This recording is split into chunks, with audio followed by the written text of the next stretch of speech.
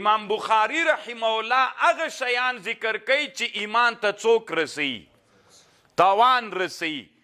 کوم شی چې ایمان ته تاوان رسوي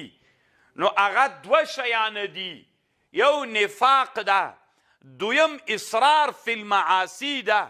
په معاصیو باندې دوام و استمرار کول نو امام بخاری وایي دغه عنوان کې چې مسلمان باید له نفاق نه ځان وساتي یو دویم دا د په معاصیو اصرار او دوام و استمرار ونه کړي د دوه نو اصل کې د امام بخاری رحمه الله مقصد په دې باب کې دا طالبانو د علامه شیخ الهند رحمه الله مقصد سو هغه وایي چې د دې باب مقصد دا ده دریم څه ده دریمه رایه د علامه رشید احمد الگنگوهی رایه ده علامه رشید احمد گنگوهی رحمه الله وایي چې ترڅو انسان ژوندی وي نو د انسان باندې د دې ډار سته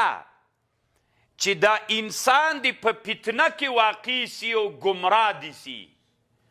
نو انسان چې ترڅو ژوندی وي د سره باید د دغه ډار وي چې داسې نه وي چې الله عز وجل د مونږه دغه اعمال حبط او باطل وګرځي انسان چې ژوندی وي خاتمه نه ده معلومه ممکنه ده چې یو انسان چې ژوندی وي حبط راسي اعمال و ایمان باطل سی دا ممکنه ده نو انسان ته پکار داده چې انسان د خپل ځان مراقبت وکي دوام و استمرار بالمراقبت و نگهبانی د خپل ځان وکي نو رشید احمد گنگوهی رحمه الله وی د امام بخاری رحمه الله دلته مقصد امدا ده الله دې وکي چې په دې خبرم پوه سوي سخته ښه خبر طالبانو علامه گنگوهی رحمه الله کوي خبر خو یې پوه سولی چې انسان ژوندی وي احتمال لري چې په چا کې واقع سي په فتنه کې واقع سي انسان څنګه کولی سي چې له فتنې نه خلاص سي د خپل ځان مراقبت دې وکړي انسان چې ژوندی وي احتمال شته چې منافق سي اسلام نه واوړي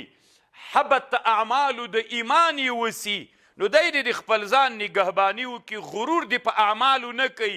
ډېر انسانان وي الله عز وجل د خاتمې په وخت کې له ایمان نه منحرف کی